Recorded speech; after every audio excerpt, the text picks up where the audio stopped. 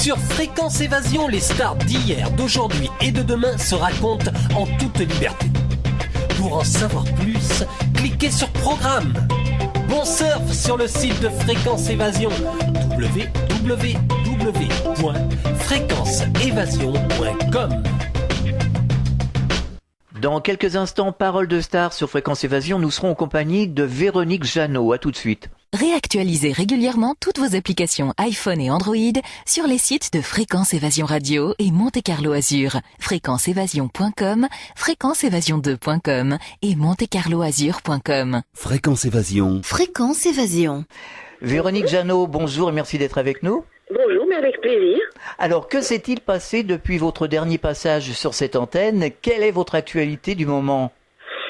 Mon actualité du moment, je dirais que c'est mon livre en ce moment, Au fil de l'autre. On en parlera. Qui m'occupe le plus.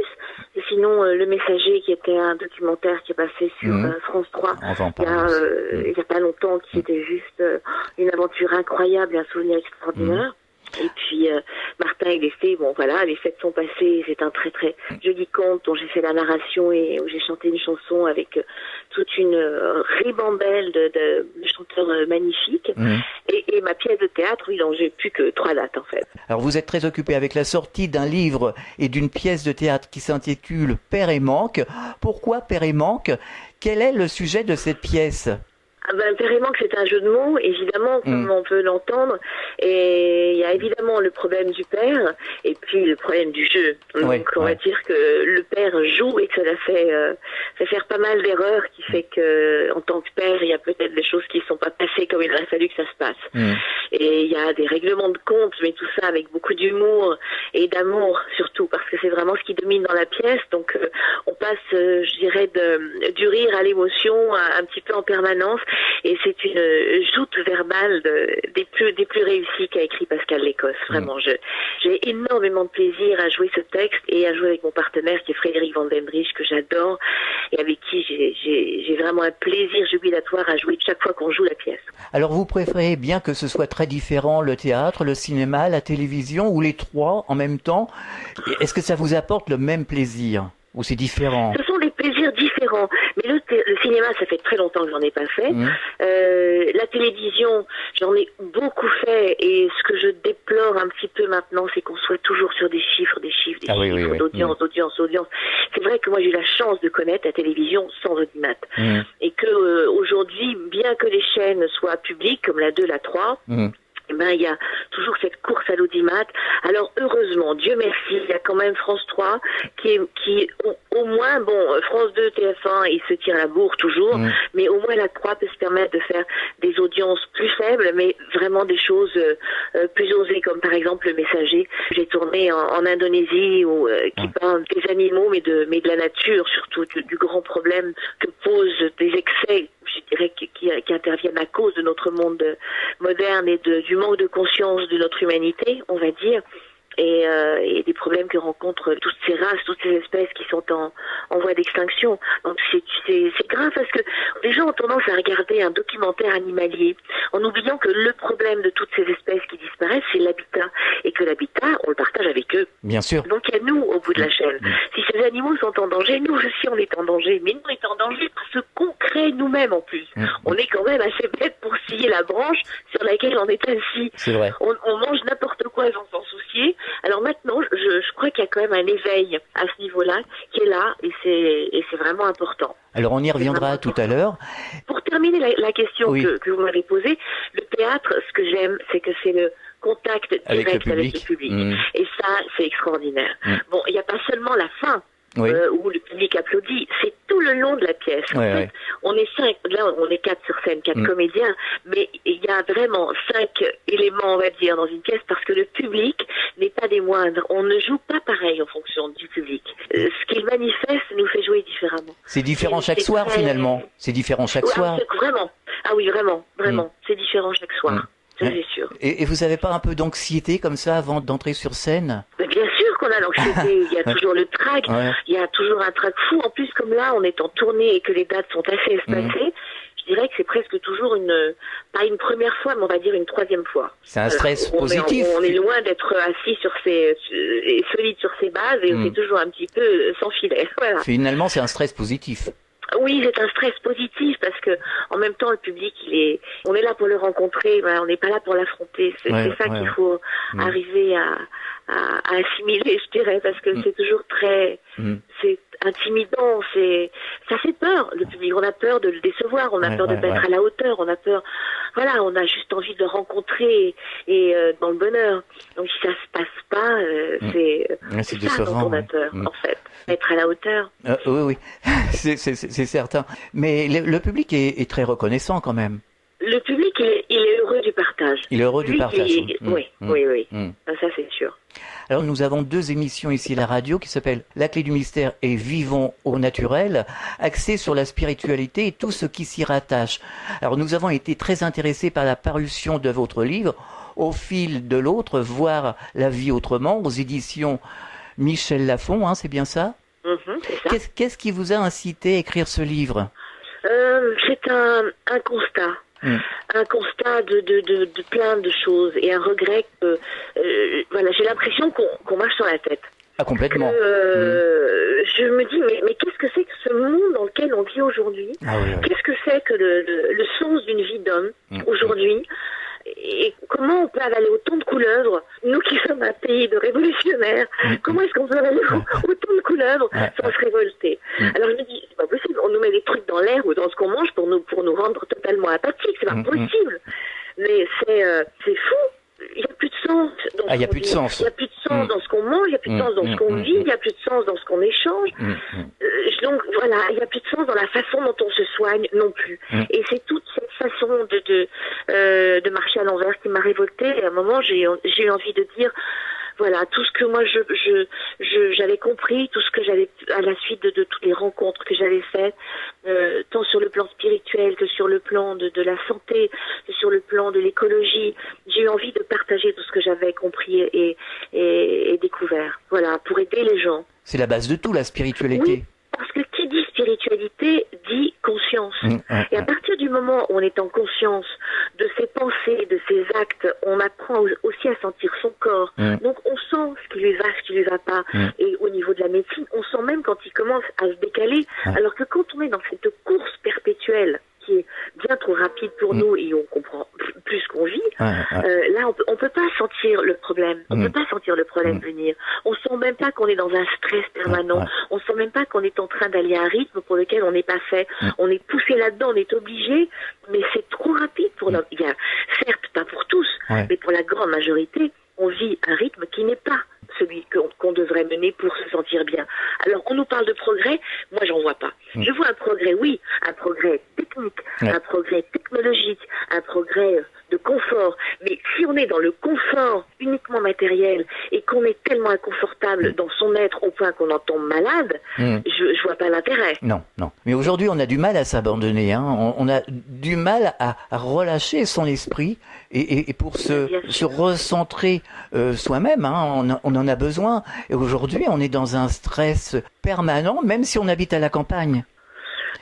Moins. Ah, bien sûr, moins. Campagne, mais qu'on en est conscient. Oui. Qu'on est conscient de cette chose. Ça, c'est toujours pareil. Oui. La campagne, on peut être ouvert. Moi, quand je suis à la campagne, je suis proche de la terre. Oui. Je suis connecté à la terre. Et c'est cette connexion qu'il faut retrouver parce qu'on est sur cette fréquence-là. Exactement. En effet, on est un élément entre ciel et terre. Et ça, il faut pas l'oublier. On doit avoir les pieds sur terre. Et on n'est pas fait pour être sur le béton. Tout à fait. Et le ciel, on doit capter ces énergies-là. Mais il faut en être conscient. faut en être conscient. Si on marche, si on a le bonheur de marcher dans la forêt, mais qu'on n'est même pas conscient, qu'on est par exemple au téléphone sur son portable en train de regarder ses SMS, au lieu d'être connecté comme on devrait l'être, bon, bah, c'est bien dommage. Il faut, voilà, faut être en conscience. C'est vraiment le mot clé, je crois. Mais la vie à la campagne, avec ce naturel qu'implique la nature et ce rythme qui est beaucoup plus proche du nôtre profondément, c'est une grande chance. Dans on est obligatoirement happé par le stress. La ville, c'est des Tulams. Les grandes villes, c'est des Tulams. Tout à fait. je n'aime pas la ville pour ça. Elle éloigne les gens, elle empêche la communication, elle empêche. Je trouve qu'elle entraîne l'homme vers le pire de ce qui peut être. Quel a été le déclic qui vous a fait prendre conscience finalement de toutes ces choses? Est-ce qu'il y a quelque chose? Oui, bien sûr. Il y a toujours un déclic dans une vie qui fait que on avance différemment. Moi, je pense que le fait d'avoir été malade très jeune, à 22 ans, et d'avoir eu peur que la mort m'emmène, d'avoir vu en fait ma vie telle qu'elle était, telle que je pouvais la concevoir, la rêver, l'idéaliser, c'était cuit pour moi. Ça m'a obligée à reconcevoir plein de choses. Déjà faire le choix de vivre, et donc forcément de vivre autrement que ce que je pouvais, que les bases sur lesquelles je pouvais m'appuyer à l'époque. Et je pense qu'aujourd'hui, ça a été une bénédiction pour moi parce que j'ai compris tellement de choses. J'ai été obligée d'aller vers l'essentiel. Parce que réaliser l'essentiel pour se dire, si je pars, au moins j'aurais réalisé ça. Et quand on pense qu'on a peut-être peu de temps pour réaliser, eh ben, c'est important parce que c'est là qu'on s'attache à faire l'essentiel. C'est là qu'on s'attache à ce que sa vie ait un sens. Aux vraies valeurs. Pour mieux partir. Mais c'est pour ça que quand on parle d'immortalité, se dire qu'on pourrait être immortel, mais quelle horreur, parce que du coup, on n'a plus d'urgence à bien faire. Donc on n'a plus d'urgence à se trouver, à se comprendre, à comprendre où est le vrai de la vie, le faux. Il n'y a plus d'intérêt. Oui, tout à fait. C'est l'urgence à bien faire qui est importante. Alors justement, à la radio, dans cette émission La Clé du Mystère, nous recevons des personnes qui ont fait des NDE, des expériences aux frontières de la mort, et qui nous disent que nous, bon, on est de passage ici dans le monde physique, mais on est immortel. Notre âme est immortelle, notre esprit, notre conscience est immortelle. Nous sommes des êtres de lumière, et on est incarné pour un temps, et dans cette incarnation humaine, ben, il faut, moi je pense, essayer de faire de son mieux, et il y a forcément une raison pour laquelle on est venu. Alors, c'est pour ça qu'il faut être à l'écoute et essayer de comprendre pourquoi on est là. Pourquoi, C'est compliqué, hein. Je dis pas que c'est une tâche aisée, mais moi je pense qu'il y a une raison pour laquelle on s'est incarné. On est là pour faire un travail. Pas forcément pour vivre le meilleur. Hein. Non, non, puisqu'on est en train de vivre en ce moment. Si on vit pas le meilleur, il y a une raison, mais une raison.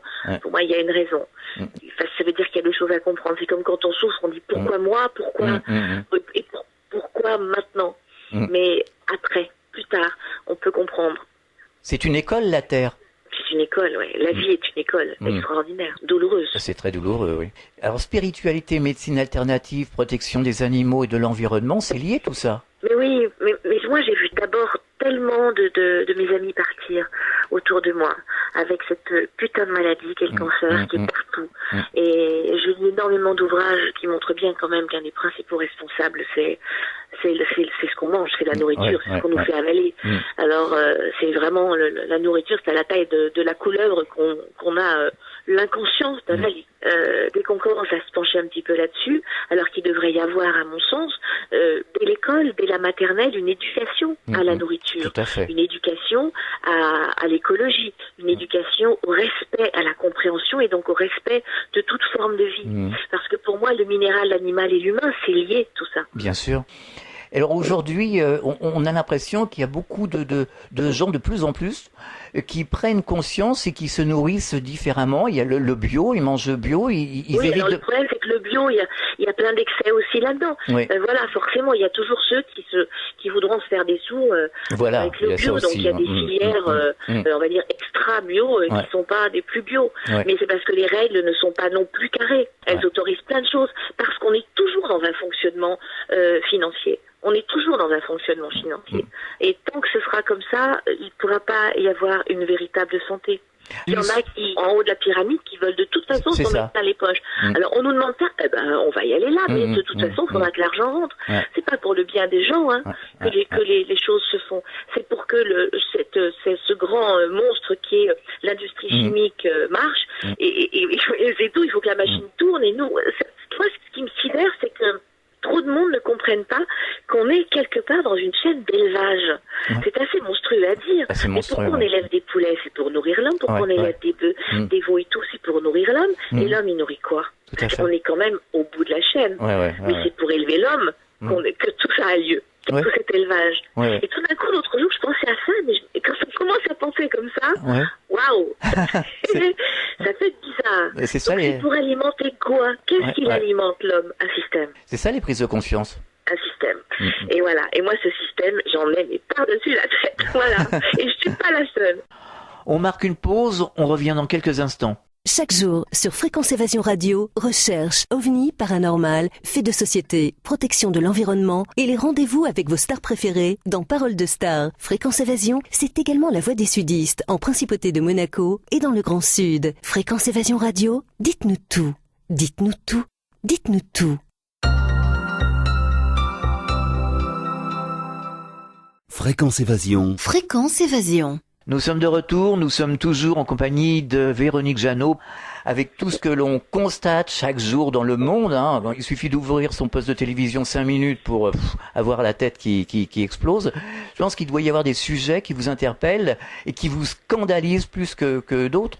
Ah ben, oui, mais alors là, là comme ça, brûle pour point, je sais pas quoi vous dire, parce que quelque part, quand j'entends les infos, il n'y a que des choses qui me scandalisent, que des choses qui me désespèrent. Ouais. Et je regrette qu'une chose aussi, c'est qu'il n'y ait pas obligation de la bulle rose, parce qu'il y a quand même des choses magnifiques qui sont faites sur Terre. Il y a des gens extraordinaires qui donnent leur cœur, leur âme, leur énergie pour aider réellement autrui. Et cela, on n'en parle pas. Cela, il faut que ce soit des émissions qui passent à pas d'heure pour qu'on le voit. Des émissions, alors oui, il y a des chaînes comme la 5, comme la 3 maintenant de temps en temps, qui ont le courage, comme Planète, de dire des choses. Le réchauffement climatique. Vous avez vu le reportage sur Planète? C'est quand même Planète.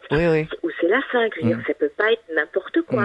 C'est vrai. Quand vous voyez tous ces savants qui vous parlent du réchauffement climatique, excusez-moi, mais ça fait peur. Quand il n'y en a pas un qui vous dit que le CO2 est responsable du réchauffement climatique et qu'on n'entend parler que de ça, et qu'on va jusqu'à nous interdire de brûler notre petit kilo de feuilles mortes dans le jardin en se disant qu'on pollue la planète, moi ça me fait doucement rigoler quand même. Il y aurait beaucoup de choses à dire sur le sujet. Fanny, elle a la couche d'ozone et que c'est ça qui pollue l'atmosphère. Non, la Terre, elle se réchauffe parce qu'elle nous a pas attendu pour évoluer. Bien sûr. Faut quand même le dire, ça. Alors peut-être que l'excès de toutes ces industries font qu'il y a tellement de pollution dans l'air qu'au niveau de notre santé, on en pâtit. Ça, c'est sûr. Ça, c'est sûr. Mais que ce soit responsable à ce point du réchauffement climatique, j'ai énormément de mal à adhérer à ça. Énormément de gens ont du mal à adhérer à cette chose-là. Et quand vous voyez ce reportage sur Planète, c'est juste, moi je me dis, mais ils ont fini de nous prendre pour des neuneux quand même. On a fini de nous raconter des salades. Franchement, c'est... Alors, nous recevons ici à la radio des médecins, notamment le docteur Sauveur Boucris, qui a écrit La fabrique de malades, un titre très révélateur. Que pensez-vous de la médecine allopathique aujourd'hui et de ses dérives? Je suis désespérée. Mais non, mais c'est vrai, la médecine allopathique, si j'ai écrit mon livre, c'est bien pour ça.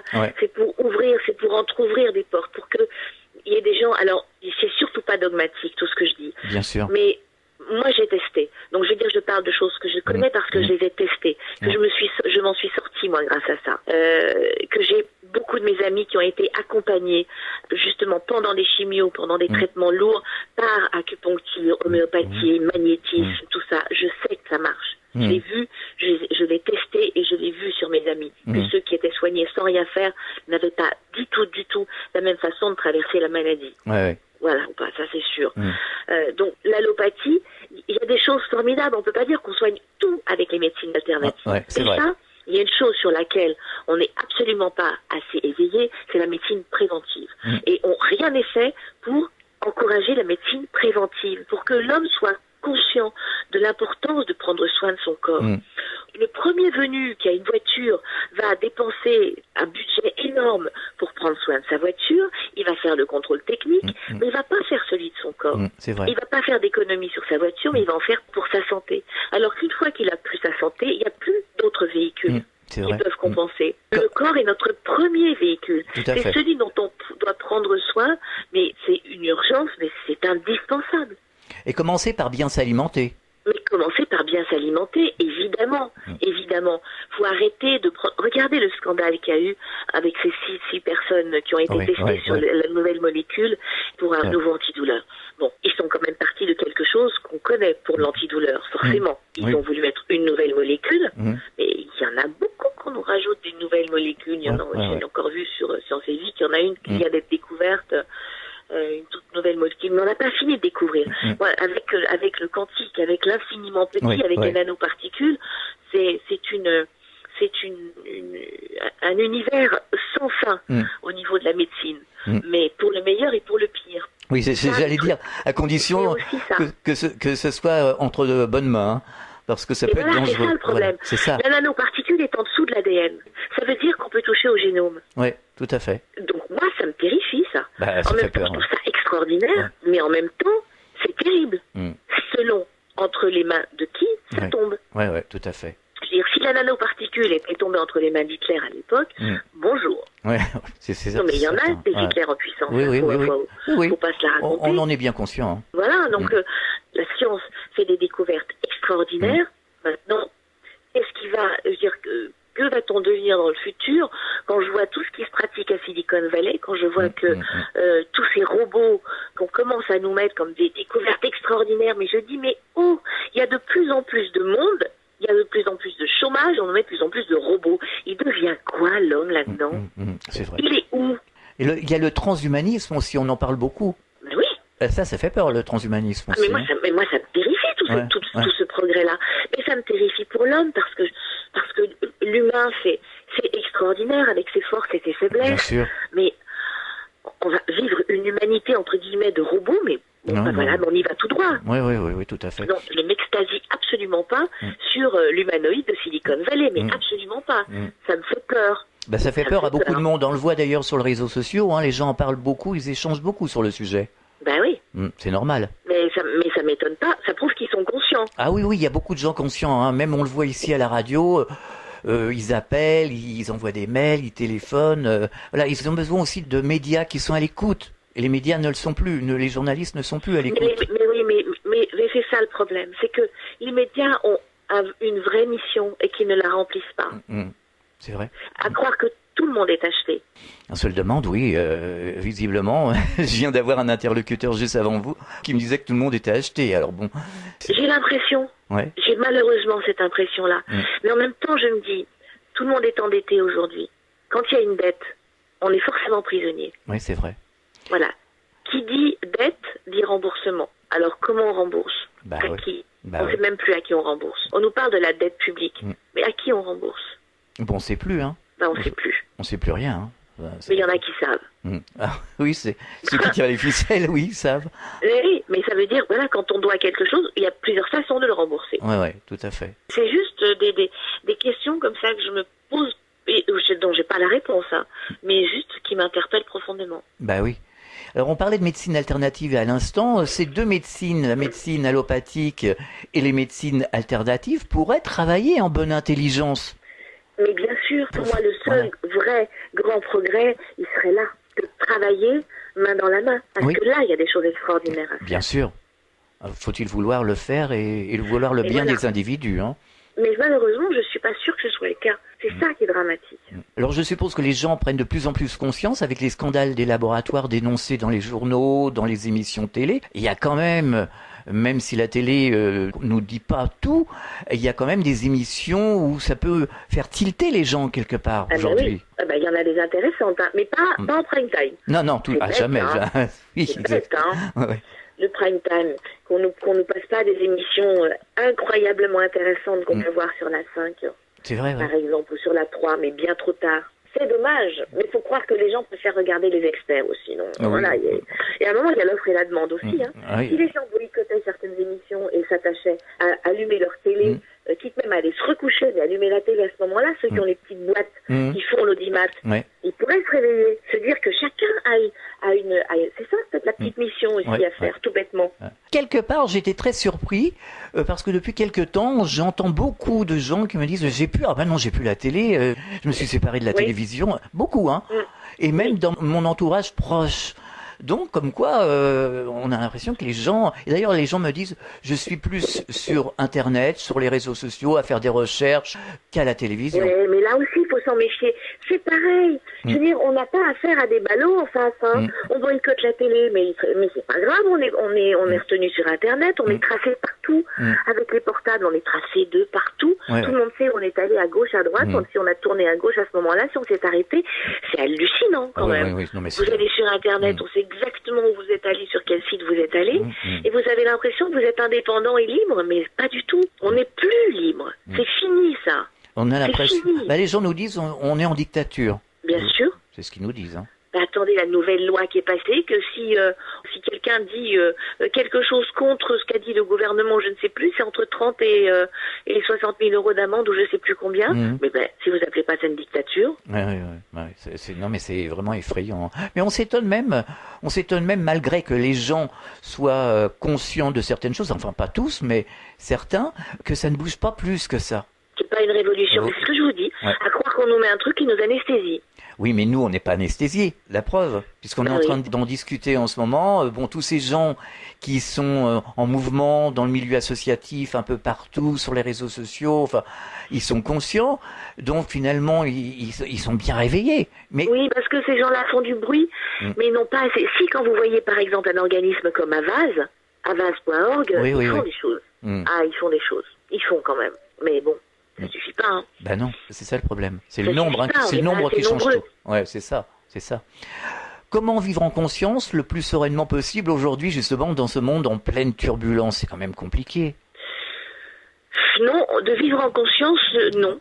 Après, d'agir en fonction de ce qu'on a compris, de ce qu'on sent, oui, c'est plus difficile. Bien sûr, parce que rien n'est fait pour nous aider dans ce sens-là.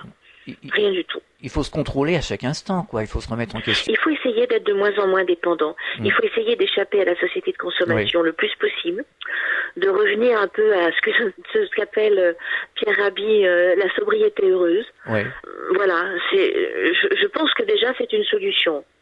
D'essayer de fuir un peu la consommation à outrance dans laquelle on est sans arrêt poussé. Maintenant, il y a un problème financier où les gens ont de moins en moins d'argent, donc je veux dire par nécessité, ils s'arrêtent un peu de consommer, mais il faudrait que ce soit un refus de consommer et non une impossibilité. C'est pas pareil. Alors, vous avez sorti un documentaire, Les Taquinis. Vous pouvez nous en dire un peu plus? Ah, mais Dakini, je l'ai sorti il y a 3-4 ans. C'était Dakini, le féminin de la sagesse, que j'ai écrit, réalisé, produit, et que je suis partie tourner en Inde, au Sikkim et au Népal, pour mettre en lumière des femmes d'Orient et d'Occident qui ont dédié leur vie, en fait, à l'autre et aux enseignements bouddhistes, et qui vivent dans cette lumière-là, et qui, pour le coup, sont de réelles lumières, qui sont des saintes, mais actives, qui sont sur le terrain, sauf une qui est Kandro Tsering Chodron, qui est une très grande Dakini, mais qui est dans la prière, qui était la compagne spirituelle d'un très grand maître bouddhiste, et qui, elle est décédée maintenant, malheureusement. Et c'était la Dakini de Jamyang Khyentse Chökyi Lodro, qui était un immense maître de bouddhisme tibétain, qui était un des maîtres du Dalai Lama, d'ailleurs.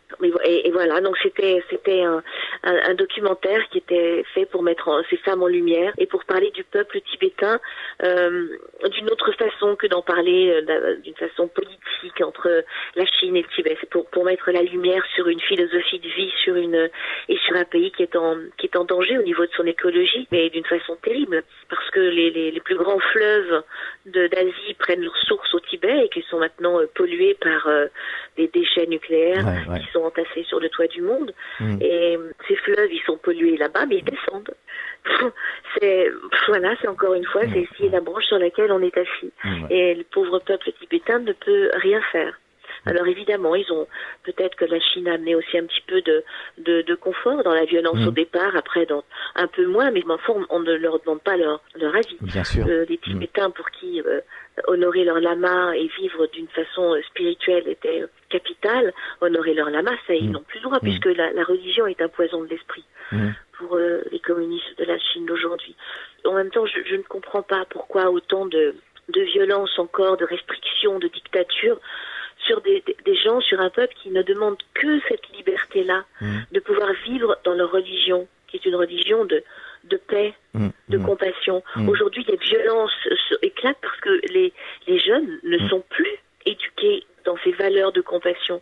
Ils ne sont plus éduqués dans les bases de leur culture. Donc il y a de plus en plus de violence. Je trouve ça... je comprends pas. Alors, selon vous, les bouddhistes, les Tibétains seraient plus proches de la vérité ? Ben oui. Tous les êtres spirituels. Ouais. Mais je vais vous parler aussi des Indiens d'Amazonie. Oui, allez-y. Eux aussi, ils sont bien plus proches de la vérité. Eux, ils se posent même pas la question.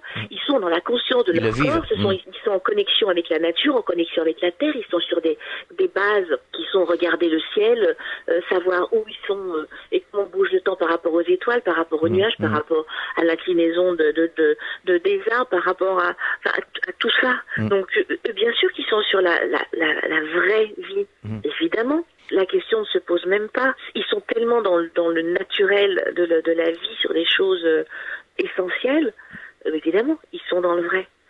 Il n'y a aucune manipulation. Et eux, on leur enlève leur habitat. Qu'est-ce qu'ils vont devenir, ces gens-là ? C'est sûr. Pour planter de l'huile de palme, dont on n'a pas besoin pour rendre un petit peu plus moelleux, un petit peu plus translucide, un petit peu plus ci, un petit peu plus ça. On prend une huile qui vaut pas cher et qui c'est pas un poison, c'est pas qu'elle soit mauvaise pour notre santé, c'est que on n'en a pas besoin. Même si c'est un petit peu plus dur, un peu moins translucide, on s'en fiche, c'est meilleur pour la santé. Tout à fait. Et si ça permet à ces peuples de survivre. Nous, on n'est pas les plus grands consommateurs. Les plus grands consommateurs, c'est l'Inde et la Chine. Oui, ça fait des ravages, l'huile de palme. Comme la Chine, le Japon et tout, c'est aussi à cause d'eux qu'il y a ce massacre pour l'ivoire et qu'on vide les mers, les océans, parce qu'on mange trop de poissons crus. On ne sait plus faire que dans l'excès maintenant. C'est ça qui est terrible. C'est vrai. Alors, nous faisons régulièrement des émissions avec des gens qui pratiquent le chamanisme, notamment même des médecins. Hein. Je pense au médecin Olivier Chambon qui habite dans la région lyonnaise. Hein, Oui. Est-ce que vous avez rencontré justement à travers vos voyages des chamans ? Alors, j'en parle justement dans mon livre. J'ai rencontré, en fait, un chaman qui était le chef d'une tribu amazonienne, justement, qui était d'un magnétisme, d'une beauté, je crois que je n'oublierai jamais. Il s'appelait Benki Piyako. Et il se promenait à travers l'Europe, justement, pour parler de son peuple, du problème de l'eau, du problème de la forêt. C'était extrêmement émouvant de parler avec lui et concernant. Mais je n'ai jamais fait d'expérience chamanique, mais c'est quelque chose dont je rêve. Donc j'irai certainement dans un avenir proche à la rencontre peut-être aussi des médecins, des chirurgiens à main nue et des chamans. Ce sont deux choses qui me fascinent. A-t-on besoin de religion puisque nous venons tous de la même source ? Nous pourrions apprendre à s'y connecter. D'ailleurs, les expérienceurs de NDE nous expliquent que nous avons tout en nous. Oui, je pense que nous avons tout en nous, oui, c'est sûr, mais qu'on l'oublie et que rien n'est fait pour qu'on maintienne cette source ou qu'on y revienne. Tout est fait pour qu'on s'en détache. Le début de la question, c'était quoi ? Alors, le début de la question, j'ai dit, a-t-on besoin vraiment de religion à l'état pur ? Oui, voilà. Alors non, je pense qu'on n'a pas besoin de religion. Mais en même temps, l'homme est parfois un garnement. L'homme n'est pas sage. Donc, il a besoin d'une religion qui lui fasse peur quelque part. Voilà, la punition... Et la religion, les religions, je parle de l'islam, du christianisme, donc tout ça c'est... Et en même temps, l'islam, il y a le soufisme. Le soufisme, c'est juste une des religions les plus pacifiques et tolérantes qui soient. Et c'est une branche de l'islam. Mais c'est pas la plus suivie, malheureusement. Le christianisme, Dieu sait qu'il y en a eu des morts à cause du christianisme. Dieu sait qu'il y en a eu des croisades. Le bouddhisme, je pense que c'était pas des saints non plus à une époque, mais c'est vrai que depuis quand même de nombreuses années, ce sont les enseignements qui expliquent, en fait, la spiritualité. Et c'est vers les enseignements qu'il faut aller, c'est comprendre. C'est pas juste faire un truc sans comprendre. Le bouddhisme a ça de formidable, c'est qu'il engage à faire justement, à pratiquer en conscience de ce qu'on fait, en compréhension, en adhérant totalement et en comprenant pourquoi on le fait. Il n'y a pas de dogme. Donc moi c'est ce qui me séduit et qui engage notre responsabilité. C'est-à-dire non, tu vas pas aller faire 10 prières à genoux parce que tu as fait une grosse connerie. Non, tu vas faire 10 bonnes actions pour rattraper le mal que tu as fait. Donc notre responsabilité est engagée et je trouve qu'on est dans une société qui nous déresponsabilise. Et ça aussi c'est une chose grave. C'est important temps d'être responsable, encore une fois, de ses pensées et de ses actes. Donc non, je suis contre, je crois que plus ça va, plus je suis contre les religions, et évidemment mais à 2000% pour la spiritualité, évidemment. Mais toutes les religions, en fait, ont l'essence de la spiritualité, mais les religions ont été manipulées. Voilà, c'est ce que j'allais vous dire. Pour des problèmes de pouvoir, de politique, de tout temps, c'est tout. C'est vrai. Il n'y a que la spiritualité, c'est la spiritualité qui est importante. C'est Sri Ravi Shankar, qui est un sage indien, qui dit, mais la spiritualité et la religion, c'est comme un fruit, une banane, une orange. On peut en jeter la peau du moment qu'on en garde la pulpe, parce que c'est elle qui vous nourrit. On marque une pause, on revient dans quelques instants.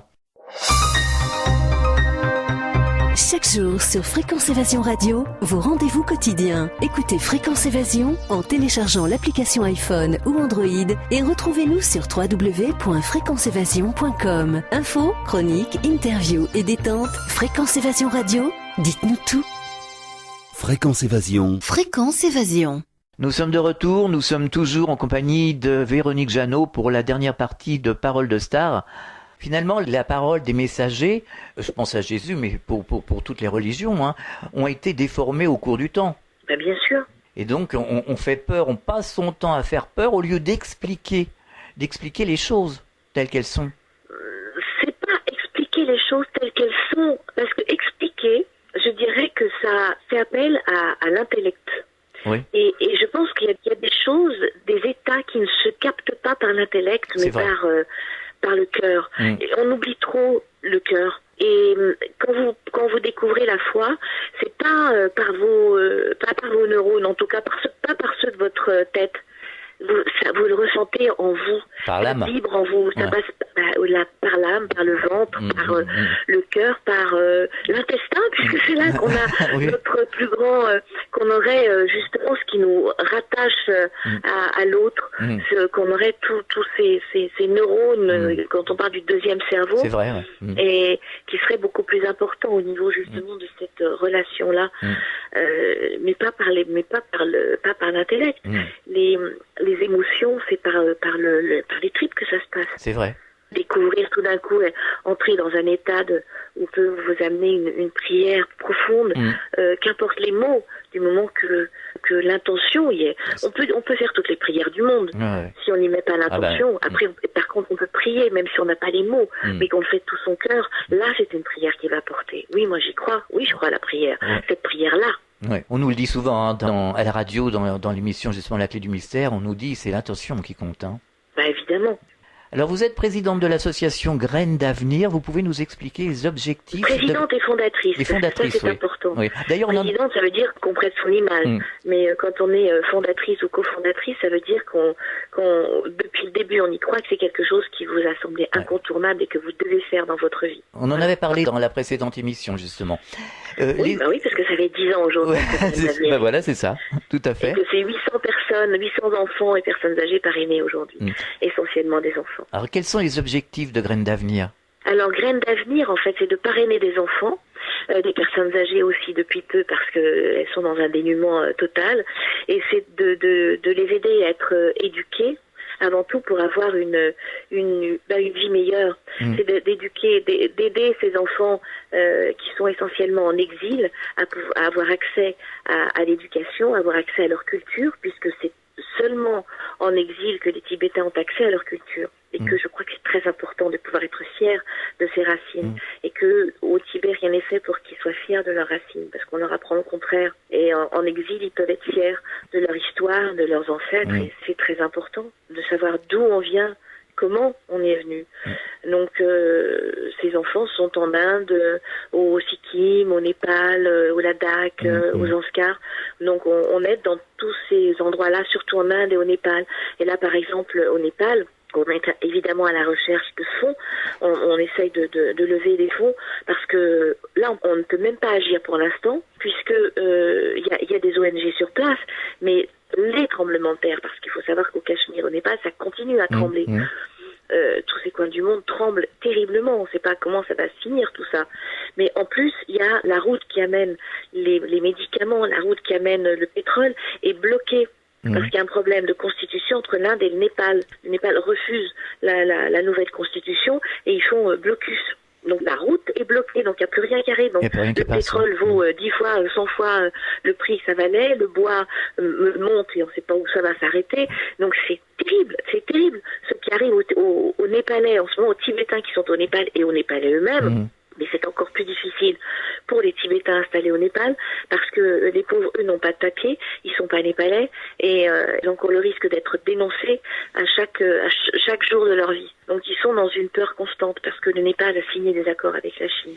Voilà. Finalement, c'est colossal le travail qu'on a à faire ici. Oui. C'est colossal. Oui, c'est colossal. C'est quelque part effrayant. Bien sûr. Parce que partout, où qu'on se tourne, c'est la guerre, où qu'on se tourne, c'est la misère, où qu'on se tourne, c'est la souffrance. Le monde aujourd'hui... c'est vraiment effrayant. On a pu vous voir récemment dans un documentaire qui s'appelle Le Messager sur la terre des gibbons. Vous pouvez nous expliquer votre expérience avec les singes ? Alors, mon expérience a été une aventure incroyable.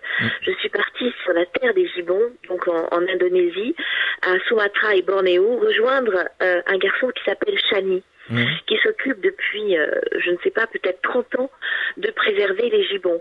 Il a eu, comment je pourrais dire, cette illumination à l'âge de 12 ans, que sa vie devait être dédiée à la préservation des gibbons. Il est parti à 17 ans en Indonésie, il a vécu dans des squats, des bidonvilles en Indonésie pendant 2 ans, le temps de pouvoir avoir son premier espace pour pouvoir réintégrer un couple de gibbons.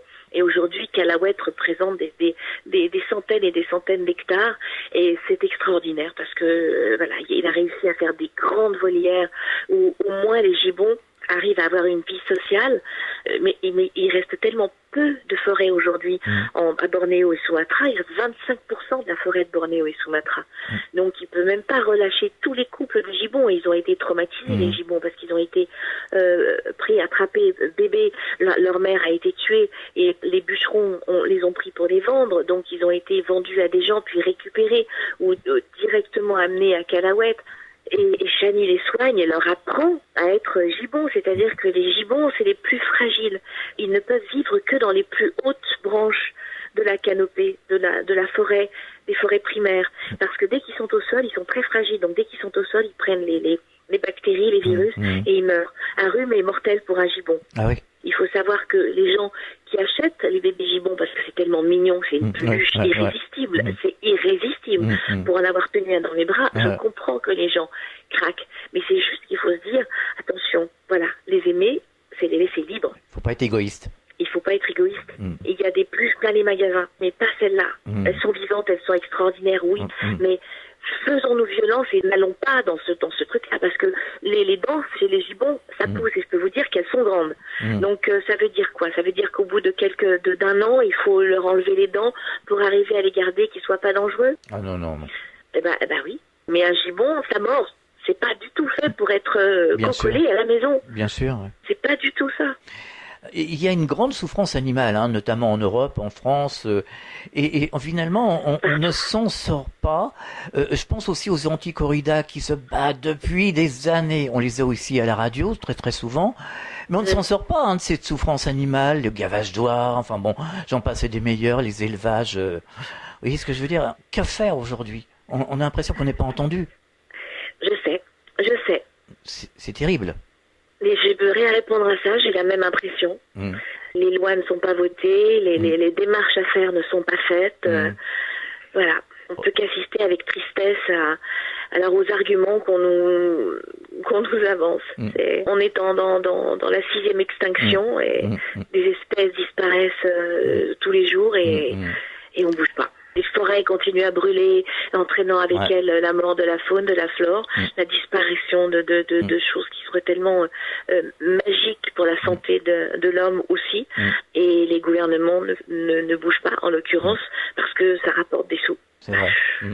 Qu'est-ce que vous voulez faire sinon être navré de tout ça, profondément? Brigitte Bardot qui s'est battue depuis des lustres, des années et des années, on a l'impression, elle le dit aussi, qu'elle a l'impression qu'elle arrive à rien, quoi. Elle a quand même fait bouger des choses. Elle a quand même eu des victoires, mais rien par rapport à ce qu'il faut. Voilà, c'est ça. Et par rapport à l'énergie déployée. Bien sûr. En fait, on a l'impression que c'est eux ou nous. Oui. C'est ça. Donc, c'est ça. on n'arrive pas à partager l'habitat. Et que le respect à la vie animale est une chose tout à fait facultative. Véronique Jeannot, est-ce que vous auriez un message à adresser aux auditeurs?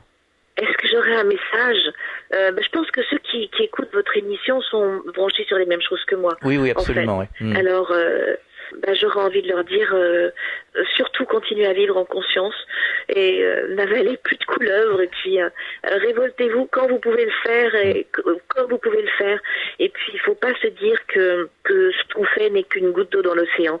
Il faut se penser à l'histoire de Pierre Rabhi qui raconte l'histoire du colibri, qui est un tout petit oiseau, qui a un tout petit bec. Et il y a un terrible incendie dans la savane et tout le monde essaye de faire l'éléphant, il remplit sa trompe d'eau, mais le feu flambe, et au milieu de tout ça, il y a le petit colibri qui lâche à chaque fois sa petite goutte d'eau qui fait ses allers-retours à toute vitesse. Et les autres animaux de la forêt, mais qu'est-ce que tu vas faire, toi? Qu'est-ce que tu comptes faire avec tes 2 gouttes d'eau? Et le petit colibri répond, je sais que j'éteindrai pas le feu, mais je fais ma part. C'est vrai. Et je crois qu'on a chacun notre part. Voilà. Donc, chacun sa part. Et notre petit niveau, au niveau où on peut, il faut faire sa part. Parce qu'on a chacun une mission sur cette terre. Une mission de conscience entre ce qu'on peut dire, ce qu'on peut faire, ce qu'on peut construire. Voilà. C'est un apprentissage. Donc, ne pas perdre ça de vue, qu'on a sa part à faire. C'est important. Est-ce que vous avez des projets? Non, pour l'instant, non. Pour l'instant, de précis, non. Non. Peut-être le disque. Ça va peut-être repartir vers la musique. Mais voilà, j'ai des envies comme ça, mais je ne sais pas si ça verra le jour. Ah oui, ça nous donnera un petit peu de bonne humeur, parce qu'on aime bien vous entendre. C'est-à-dire que ce qui me passionne aujourd'hui, c'est tellement sur le médical, l'écologie, la spiritualité, parce que voilà, c'est tous les propos de mon livre, et c'est vrai que j'ai l'impression qu'il y a tellement de choses à dire, et de gens encore.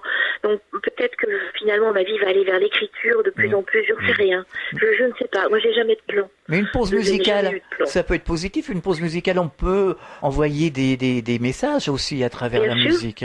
Bien sûr. C'est plus court, évidemment, mais bon, ça peut faire son effet. On peut vous retrouver sur Internet, vous avez un site? Oui, déjà graindavenir.com et véroniquejeannot.com. Graines d'Avenir, c'est mon association, et véroniquejeannot.com, c'est mon site où il y a tout ce que je fais, tout ce qui me tient à cœur, et voilà. D'accord. Merci Véronique Jeannot d'avoir participé à cette émission. C'était un véritable plaisir et à une prochaine fois, j'espère. C'était un plaisir partagé et bonjour et au revoir à tous ceux qui nous ont écoutés. Merci. Fréquence Évasion.